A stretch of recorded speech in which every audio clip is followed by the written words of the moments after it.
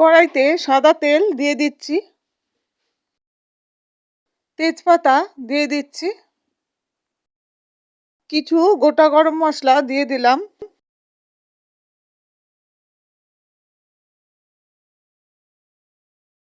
শুকনো লঙ্কা আর গোটা জিরে দিয়েও একটু নাড়াচাড়া করে নেব।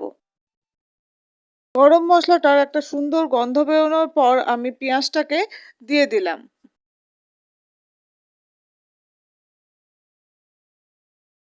আমি এখানে আদার ডাস্ট ব্যবহার করছি, আপনারা চাইলে আদার পেস্ট তৈরি করে নিতে পারেন বাড়িতে। আর নিয়ে নিচ্ছি জিরের গুঁড়ো আর দিয়ে দিচ্ছি ধনের গুঁড়ো। এবার দিয়ে দিচ্ছি কাশ্মীরি মির্চ, এটা শুধুমাত্র কালারের জন্য ব্যবহার করছি। গোলমরিচের গুঁড়োটা আমি দিয়ে দিয়েছিলাম, যেটা শুট করা হয়নি। আর দিয়ে দিচ্ছি সামান্য লঙ্কার গুঁড়ো।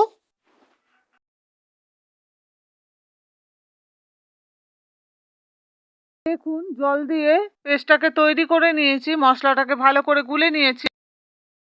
পেঁয়াজটা ভাজা হয়ে গেছে, এবার যে মশলাটা আমি তৈরি করে রেখেছিলাম সেই মশলাটা আমি এর মধ্যে দিয়ে দিচ্ছি, দিয়ে এবার নাড়াচাড়া করে ভালোভাবে কষিয়ে নেব।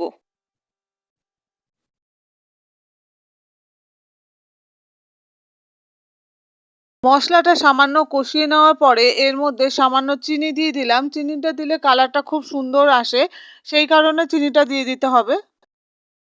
স্বাদ মতো নুন দিয়ে দিচ্ছি।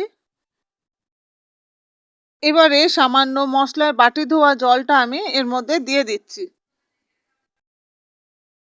খুব ভালো করে মশলাটা কষে গেছে, দেখুন তেল বেরিয়ে গেছে। এবার আমি সেদ্ধ করে রাখা আলুটা দিয়ে দিলাম, আলুটাকে দিয়েও মশলাটাকে খুব ভালো করে কষিয়ে নিতে হবে, তাহলে খুবই ভালো লাগবে খেতে। যত কষাবেন তত ভালো লাগবে।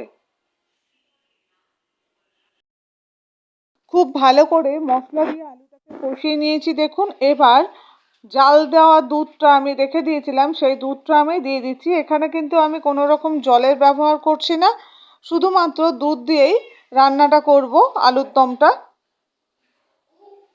এইভাবে যদি কোনোদিন আলুর দম না করে থাকেন তাহলে আজই আলুর দমটা করে খেয়ে দেখুন, দুর্দান্ত স্বাদের হয় এই আলুর দমটা।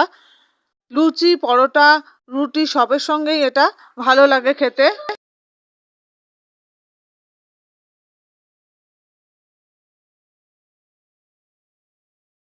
৪ থেকে ৫ মিনিট মিডিয়াম ফ্লেমে আলুটাকে ফুটিয়ে নেব, কেননা আলুটা আগে থেকেই সেদ্ধ করা রয়েছে, বেশি ফোটানোর প্রয়োজন নেই। ৫ মিনিট ফোটানো হয়ে গেছে দেখুন। এবার আমি হাতের মধ্যে কস্তুরি মেথি ডলে নিয়ে আমি দিয়ে দিলাম। কস্তুরি মেথিটা দিলে পরে একটু এর স্বাদটা খুবই ভালো লাগে।